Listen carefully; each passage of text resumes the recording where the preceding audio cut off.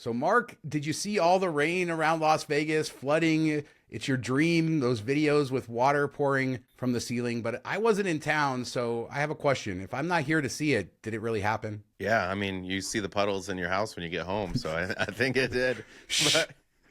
But no, I wonder if this is like a whole thing from construction companies where they're like, hey, let's make it so it will flood so we can come back out and get paid to fix it later on. It's the only thing that makes sense. But I'm excited. Do we get Lake Link? Did we get it early? Did it happen? I'm sure it did. We got hail around the city. Like I said, I wasn't here to experience it, but this is the first time it's ever rained 4 days in a row in May since they kept records in 1937. So yeah, it's good. Put some water in Lake Mead. It's not real until we see somebody floating on cardboard going down the strip.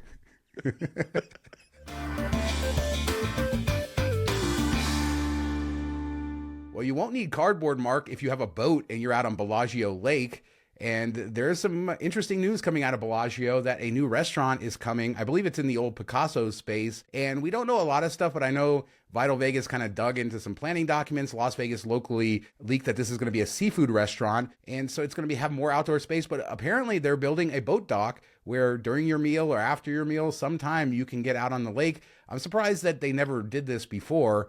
And yeah, it sounds like a great idea. I'm sure it will cost a lot. Yeah, I think it's genius. And like you said, why haven't we had this before? It's deep enough there that shouldn't be a problem, especially if they're doing like a pontoon type of boat. But, you know, you could even do something during the day when the restaurant's not open, do like a Maiden of the Mist type of thing like Niagara Falls, take people close. I'm sure they would pay a big chunk of money to be like right behind the fountains when they go off and maybe get a little wet. I think it would be a really unique experience. And hey, we got another 100,000 subscribers goal. So in like 2042, when we hit it, we can rent out this boat. Believe it or not, there are similar fountains in Dubai under the Burj Khalifa and the Dubai Mall, that area, and they have been putting boats out on those fountains forever. So it is kind of a cool thing to do, and a new restaurant coming there. So great to see that. Do you think people will like complain that there's a boat somewhat in their view and it will like the hardcore Vegas elitists, I don't know, or like purists are going to be like, oh, great, now we have to look at a boat while we're watching the show? People will complain about everything. Those one percenters Especially up when there. you speed stuff up. So moving on, can we just stop with the Las Vegas is empty memes all over social media, you terrible engagement baiters? Like, Las Vegas is not empty. Stop filming things at 3 a.m. and stop going out there and doing it. I'm tired of seeing these videos the last couple weeks. It just makes you look like a liar. It makes you look low. Make some content about, say, hey, it's great at 3 a.m. in Vegas. This is my favorite time because it's empty. Great, but stop trying to perpetuate a meme that's not true. Vegas down just a few percent here. And I'm not defending anything. It's just, it's old and it's, I don't know, it's lowbrow. Talking about that one girl that was walking down the strip. I forget who. I've seen more of them, though, that kind of spread past that. But yeah, the one girl, and yeah, she's just like shocked that at 3 a.m. there's nobody outside. No, I've taken pictures at 3 a.m. and posted on Twitter and said, like, it's one of my favorite times when the strip's a little bit dead. It's cool outside. It's just beautiful. There's not a lot of cars. Last trip I was walking by Caesars at like 3 a.m. and it looked pretty glorious, all lit up, and you're seeing the fountains and everything. So I do enjoy that, and I like it because there aren't a ton of people out there. But yeah, if you're going to say it's empty, then do it at like 10 p.m., 9 p.m. And if it is empty, okay, cool. Maybe it's empty that night. But yeah, to just make it up because you're out there in the middle of the night is stupid. And it spread outside of the Vegas community. I heard people talking about it well outside of there. So it was that became like a meme in the political realm that Vegas was empty. And we're not diving into politics on it. It's just Vegas is not empty. There's numbers, there's facts. We'll see how the summer goes. But Doberman, Mark, another private membership club. We've talked about this. This is in Midtown. That's the area we talked about, that where the English Hotel is. They're expanding. So that area is north of Charleston. Kind of the new, I guess, up and coming area of the Arts District. There are no pictures. We have no pictures to show you because they will not allow phones inside. I've heard some good reports from there. And the good news is you can go there as a member of the public, make reservations on their website. You can go in and see it. I'm intrigued. I want to see what it looks like. What's the point of joining then? Because you get more membership, you get to network with people, and they have membership only times and all that sort of fancy stuff. No, I mean, it's an interesting location for it, and I think that it'll end up working out in the long run because I think that area is going to build up and be genius. They probably got the space cheaper than they could have somewhere else, and then they'll grow into it. It just seems like an interesting place to put like a hoity-toity type of members only club now, but I think in the long run it will work out. And I like the idea. It's something unique, and the fact that they're letting people in is cool, that we get to experience it too, versus the one at Wynn and everything where you're not going to get in unless you're invited by a member or something. So the low people, the poor people, the poors, we can get in there too, Sean. Yeah, I'm excited for the no phone thing. I think first it'll force people to socialize and create that atmosphere in there. And, you know, Pinky Ring, I think at Bellagio has that. A few other places, Delilah, I believe, has that rule. And I think it's spreading a little bit more. And I don't think it's a bad idea. You're buying into it. You know the rule. But you're going to be able to socialize. Not everybody's going to be on their phone the whole time. Not everybody's going to be filming their food and their drink. And it's just going to be more of like an old school experience. And yeah, I'm excited. I'm going to go in there one of these days when I'm down there. I want to walk around. I haven't walked around that area in a little bit. So kind of see what's new over there as they get ready to expand Midtown. And this is really, like I said, a lot of the development happening in the Arts District is that north of Charleston area on Main Street. Yeah, you're not going to miss the Instagram models sitting doing different poses for an hour straight. No, but I'm going to miss the Burlesque Hall of Fame, which is just next to there. And it's closing July 20th, and most people probably don't know it exists. The cool thing is this is the museum for them, but they also have events around town. I guess they're going to keep their collection and still do a lot of their events, but they said the museum space is their biggest expense, and so they are going to close it. And so if you love burlesque, go by July 20th. Again, this is in the same exact area as Doberman, just about a minute away, English Hotel right there, a lot of other bars and stuff too. You forgot the most important part of this announcement. What is it? The stripper school staying open, man. Higher education. It's important. We're all about education here in Southern Nevada, especially trade schools, learning the crafts, the important things in life. We got to keep those institutions open. But one thing we're getting more of is robots, Mark. They're cleaning all over the place. So we're replacing the bad with the good. I don't know. But we've talked about, you know, security robots, all of these weird things, that weird parking enforcement robot in downtown a few weeks ago. And Chris Holmes pointing out that Planet Hollywood is testing out their new robot, Army, $40,000 each for these things. It's weird because in his video, the guy's pushing it around. I'm like, well, what's the point of that? MGM has rolled out some of these robots too to their properties. So this is the, I guess, the casino cleaners of the future. I wonder if you have to like push it the first time to give it where you want it to go. I don't know. Or maybe it was just some random person doing it as a joke, walking behind it. I don't know. But these make more sense than the cop robot or whatever we saw. We've seen these in stores going around cleaning, stocking shelves, doing stuff like that for a while now. If they can clean all night, it makes sense, and you can save a little bit of money. I'm guessing that $40,000 you'll make back in a year or so of not having to pay somebody to do the same job. So I think it'll be good. We all know they're going to get tipped over, though, Mark. 3 a.m. Oh, yeah. Drunk people walking through the casinos. They're going to get tipped over. Everything. Yeah, robot tipping. It's a thing. When they turn on us and they become sentient, then we're in trouble. Don't mess with the robots at 3 a.m. You never know what they'll remember. Yeah. As a reminder, we have our Patreon. $5 a month gets you access to our weekly after show, Behind Vegas, our thoughts on other topics we don't cover on this show. Lots of fun over there. Patreon.com/MTM Vegas for all the information. And thanks to everyone who supports us over there. You alluded to it earlier, but if you watched our last video and it felt a little fast, I'm sorry. I tried something, it didn't work. Won't happen again. So yeah, just I don't think I need to say anything else about that. But Canelo boxing coming to Allegiant Stadium, Mark. Are you excited about that? The first ever boxing match. Canelo, I think the biggest name in boxing these days. So this is a huge event, and it's cool to see Allegiant getting that.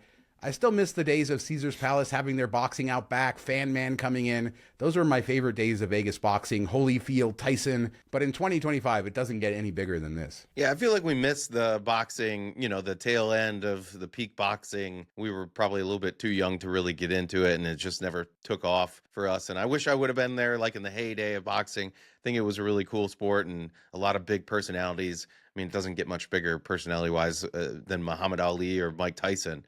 So I think it would have been interesting to see, and we've kind of lost that a bit. So hopefully this brings, you know, some excitement back to it. And I'm sure there's still a ton of big boxing fans out there. I just wonder, like, in Allegiant, is it too big? Are you going to be able to see much from the upper deck, or are they closing off the upper deck? I don't know, or you're going to watch it on the screen, but just being a part of that environment. We saw what WrestleMania was like inside and how, epic that got with craziness and people being super excited. I imagine it's not to that level in boxing. It seems like, people will scream and shout, but they don't do the same type of things as wrestling, cheers and all that stuff. But it should be a good time. And another example of how Vegas continues to draw primetime events, top level events. Vegas is the place a lot of these people want to go. For all you people who want to say we're empty over here, this is a big, a lot of people love Vegas still, and they're relevant. And this is a cool thing to do. But we do have to talk about your favorite subject. Going back, we talked about Excalibur on the last show. Strippers. Okay, well, your second favorite subject, Bedbugs, at Excalibur. I was wondering where you're going with this.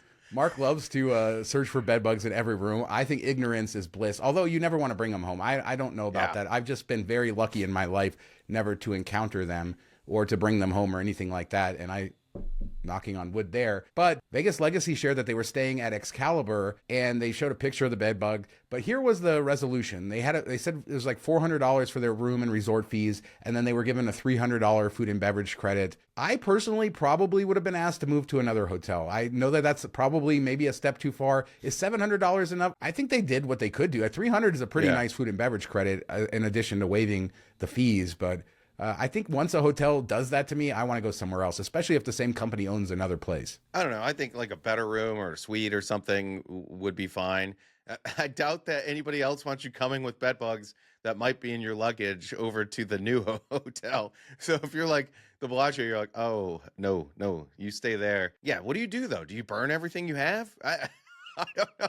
I'm not bringing any of that stuff home. I don't care. Whatever I wore is getting thrown out, and that $300 that I saved on food and beverage in the hotel, the $400, I'm using to buy new clothes, whatever it is. I'm just not bringing it home. But this is why I think it's one of like the first 10 videos we have on the site. It's pretty cringy, but we did a bed bug inspection. I do it every time I go into a hotel. It's worth it, the couple minutes. Just do it. Leave your luggage in the bathroom. Never put your luggage on the bed. That's how they get in. That's how you take them home. Use the luggage stand. It's not foolproof. They can still get up there, but it's a little bit harder for them. And they usually stay somewhat around the bed area or around furniture. So yeah, Vegas hotels, I'm sure a lot of them bring the sniffing dogs in that run around the rooms and check them every so often. But you never know. The person right before you could have them. And if it's early on, the maid or something might not notice it. But some of these bad infestations you see, it's like, how did you not notice this? And this is my annual reminder of that the word for bed bugs in Spanish is the best word ever. Chinche. Love that word. I always will love it, even if I hate the things on sofa. So there's some fallout from that Fiero story we talked about with the son and the dad and all that craziness that happened with the threat and all of that. And the son actually owned two other restaurants. Table 34 is a restaurant that's been around since, I think, 2004. My son's daycare used to be right next to it when it opened. I've still never eaten there, but I know it's a long-loved institution. And the Piero's son, he bought it just a few years ago, so he is not the original owner. And the other one is Bremer, which he opened a couple years ago as part of Batch Hospitality. I guess he's having money problems. That's kind of stemmed from him taking that loan against Piero's. Now his restaurants are closing. So it's kind of sad to see three kind of very important venues in Las Vegas, well-known restaurants, affected by this insane story. Yeah, that's the first thing I thought or assumed is they took the loan out to basically keep these other two restaurants afloat. And it's sad, something that's been open since 2004 definitely was a successful restaurant. And then a new owner comes in, and if you don't manage things properly in the restaurant business, you can go down real quick. And then sounds like probably bought it right around the COVID time, which makes things even more difficult. You don't have that cushion that you might have built up for years and years before. So bad timing, poor management, whatever it be, money problems, and then, taking it out against your father's business without talking to him about it is as shady as it gets. So on to something happier or more interesting. Commercial Center. This is a place, if you've been around Las Vegas a long time, it used to be the commercial center of the city. Mark might know it as a big giant strip mall. It's a strip mall on steroids. I mean, it has this giant parking lot with buildings around it. In the most recent years, it hasn't been great. 10, 15, 20 years ago, it was a lot of bars and nightclubs, and you had like everything in there. Like my wife and I, when we were dating a long time ago, we would go play pool at the Q Club, which was awesome. There's a well-known place called the Green Door. You can look it up. There's cowboy bars. There's all kinds of other stuff there. But the city, it's just really turned into a bad thing. So the city's trying to redevelop it. Tick Segerblom, our favorite county commissioner, he's saying that they want to turn it into the next arts district, bring some cool stuff there, bring some museums. This is only a couple of miles, maybe not even 2 miles east of Sahara. And another sort of interesting thing, this is where Lotus of Siam, the original location, is now reopened, which is really cool. What a name. Commercial Center? No, the councilman. He's the guy who's gone to the dispensaries and, Yeah. the green stuff and all that. He's a cool dude. And a few days ago, John Curtis just shared this picture from the past of him and Segerblom, like when they were younger. So there's some interesting ties there. But he says they want to redevelop it. It's going to be a few years before they do all of this. But I am excited because this place has so much history to it. Yeah, it'd be nice. It was successful in the past, so you definitely have a history there. And if you can redevelop it and make it worthwhile, I think people would come. We've seen that with the Arts District, and they're trying to do it with Midtown. And at some point, maybe you get to a point that there's too many places, but the growth of Las Vegas has continued. So I don't think we're near that yet, and people keep moving in. So they need more spots to go to, more local establishments. So I think this is a good idea, and hopefully it's successful. So now it's our time of the show to trigger all the Californians. We've talked in a lot of Californians moving here, the mixed feelings of locals. I was born in California. I have no problem with Californians, so don't come at me. But there was some news in the Review Journal. They're calling Vegas Los Angeles 2.0. But specifically, I wanted to cover the stats that they came up with. From 2020 to 2023, 158,000 Californians relocated to Nevada. So 43% of all the people who moved here during that time are Californians. And it is shaping the way we are here. I don't have any problems. I know you guys are going to fight in the comments, but it is fascinating to see that 43% of all the people moving here were from California. I wonder if any other state has that level of moving from one state to the next, 43%, and 140 some thousand out of all of California isn't a huge number when you look at it that way. But, I think Texas was Austin's another big area, maybe Phoenix. I wonder how many Californians moved there, or if anybody even compares to Las Vegas area and what percentage it comes to. I don't know if we even have that data out there, but it'd be pretty interesting to see how it matches up. I'm assuming this is number one, and probably by a decent chunk. So let's close with this Wynn. There's a lot of news coming around Wynn this week, starting with their new seafood restaurant. I love the name, Pisces Bar and Seafair. I am a Pisces. That kind of touched me in the heart, Thanks, Mark. Sean. Important. But the former lakeside by the sea, by the Wynn Lake of Dreams, that location is now turning into this. We're talking about fresh fish from Morocco, Spain, Italy, Greece. This is high-end seafood flown in.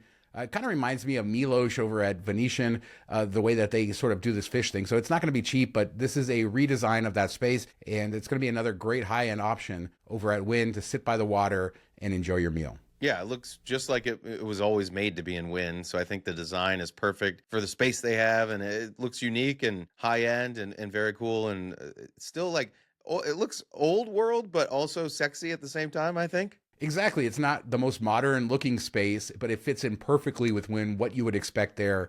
And sometimes it's a reminder that to be elegant, you don't have to be like all the modern trends. Sometimes being modern just doesn't feel fancy. And so, yeah, Wynn always nails it with the designs because they're willing to spend the money. Are you throwing shade Fontainebleau's way right now? I think a lot of Fontainebleau's spaces look really, actually their restaurants look pretty good though. So another Wynn story, and this coming from Vital Vegas, they're apparently building a new clubhouse, and he was able to find some renderings of it. This looks like Frank Lloyd Wright inspired. I mean, this looks beautiful, this building, just gorgeous. Wynn is just nailing it with all this stuff. Looks more like a house from the outside, doesn't it? Versus like a clubhouse at a golf course. I found that kind of interesting. It looks great. Perfect location for it. I want to move in. Don't we all want to move into Wynn at some point? Just find a little corner of the property where I can just settle in, and it won't cost me everything I have. All right, a couple more stories. They did their earnings call, so there's some interesting takeaways here. They're talking about their slot business. It's kind of better than ever. How they're investing in high-limit rooms has worked for them. And I do think this is the effect of slot influencers, causing high rollers to come, stuff like that. Interesting, though, Wynn doesn't really allow influencers to film, so it's not like people are marketing their casino, but I feel like they are getting that spillover because everybody wants to go there and they do provide that high-end gaming experience. But it's interesting to see them specifically point that out. Yeah, I thought that was unique. So one other quick update, Wynn Al Marjan, that's their Dubai property or their Emirates property. 47th floor is now complete. They're still on track for early 2027 opening. And so they are moving forward with that. That is a Wynn project that will open and happen. Without a casino, with a casino, we don't know. There still isn't full regulation there, but there will be a casino space built so that they could put a casino even if it doesn't open with one. But it's good to see them moving forward with that. If they've learned anything from Las Vegas, you could say if the casino doesn't open, you can just sell RVs out of it, and it's good. There you go. That's a great callback there. I really actually enjoy that quite a bit. But our last story with Wynn, and this is a sad one, Encore's $200 million renovation is on hold because of tariffs and just mainly because of the uncertainty, they say. So it's not like it's going to be indefinite, but they're basically saying the sourcing and everything is just so up in the air that they don't want to commit to doing this right now. Now, there are people who really love Encore's rooms. I am kind of mixed on them. I really love their rooms, but I do feel like they could use a refresh. On the flip side, a lot of people didn't like when they renovated the rooms at Wynn. They liked the older product better. I think that both products were fine. I'm looking forward to a renovation there because the rooms are big. You know, I'm obsessed with square footage. They're bigger than the Wynn rooms. So I was really looking forward to this, and we're probably going to have to wait a while. It was supposed to start pretty soon, and, you know, it could be years. We don't really know. Yeah, I didn't really love the Wynn redesign, the way they did it. It just didn't feel quite right. So I wonder if they would do something similar here or not. But I think it makes sense. Why not wait and see? You wouldn't want to pay, you know, the increased prices now and then have a deal be made in like a month and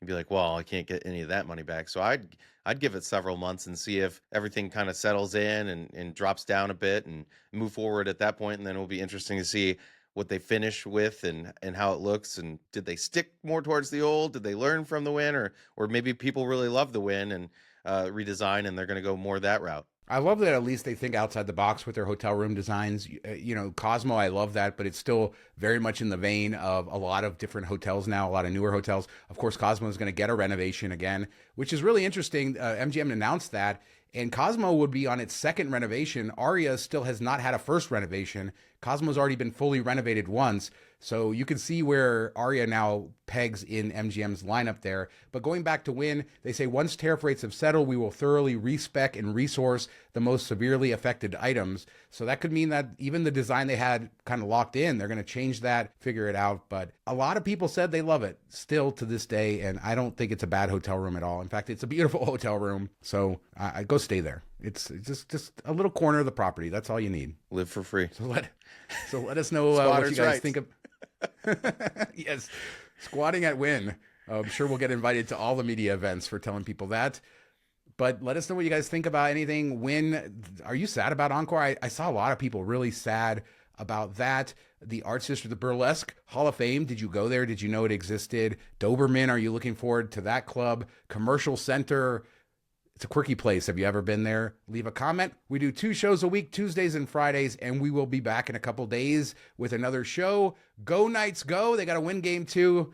So hopefully, I mean, by the time you guys watch the show, hopefully they did. Talk to you next time. Have a good weekend, everybody.